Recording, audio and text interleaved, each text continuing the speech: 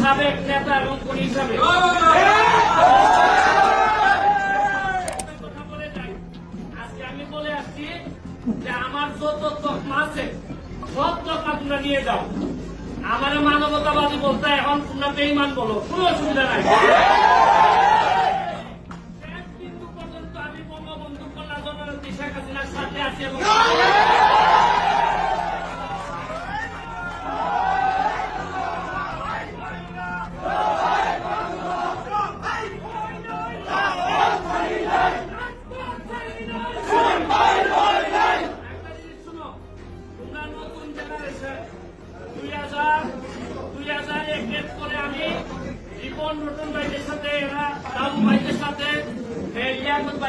রাজনীতি করার সুযোগ পাইছিলাম।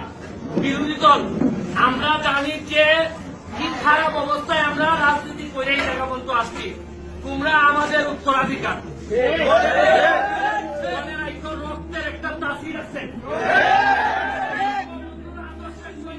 একবার তারাই যান, একবার তাদেরকে কেউ আর দাবাই রাখতে ছাত্রদেরকে এরা মাথা ব্রেন ওয়াশ করছে।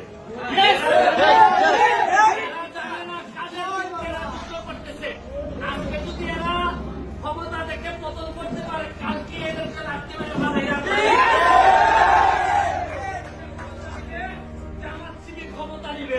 এরা জানেই না এরা কিসের জন্য যুদ্ধ করতেছে, এরা জানেই না।